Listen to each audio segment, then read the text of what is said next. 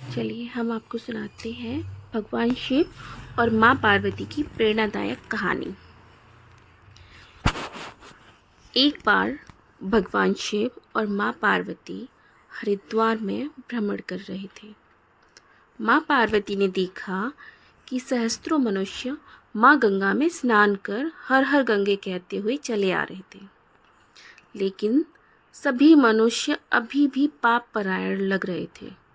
माँ पार्वती भगवान शिव से पूछती हैं कि हे प्रभु, क्या अब गंगा समर्थ नहीं रही?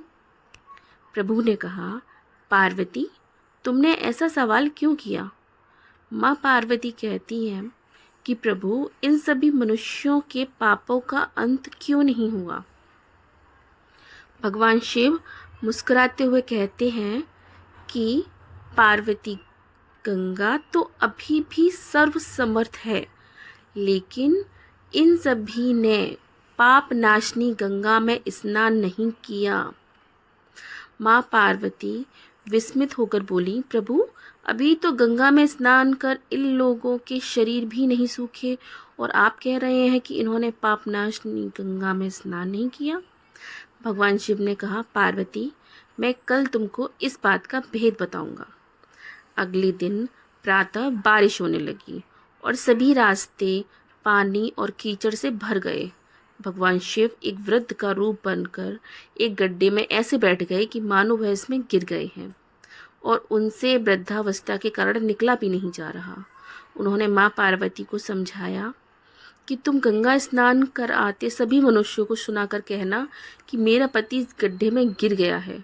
मेरे पति सर्वथा निष्पाप आत्मा है और कोई ही निष्पाप पुण्यात्मा है उनको बाहर निकाल सकती है। अगर कोई व्यक्ति निष्पाप है तो वही मेरे पति को बाहर निकालने के लिए हाथ आगे लगाए, लेकिन अगर कोई निष्पाप नहीं हुआ तो उसका शरीर जलकर भस्म हो जाएगा।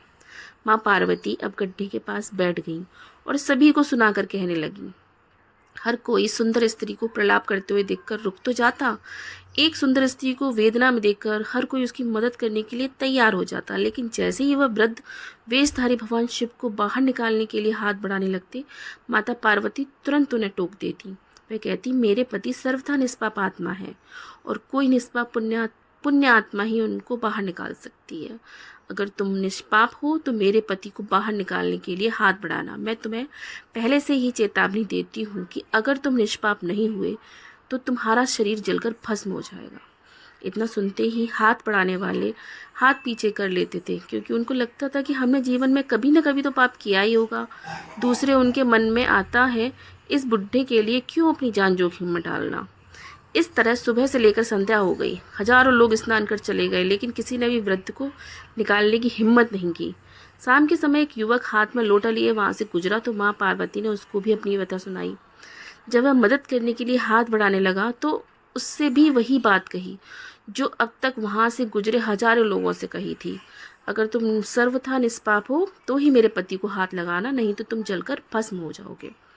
वह युवक बोला, माता, मैं अभी तो पतित पावनी गंगा में स्नान करके आया हूँ और गंगा स्नान के पश्चात तो सभी के पाप नष्ट हो जाते हैं। मैं अभी आपके पति को बाहर निकालता हूँ। उसने हाथ बढ़ाकर वृद्ध के रूप में भगवान शिव को बाहर निकाल दिया। भगवान शिव और माँ पार्वती उसको अपने वास्तविक स्वरूप के दर्शन दिए। भगवान शिव बोले, देखो पार्वती, हजारों लोगों में से केवल इस युवक ने ही पूरी श्रद्धा से स्नान किया।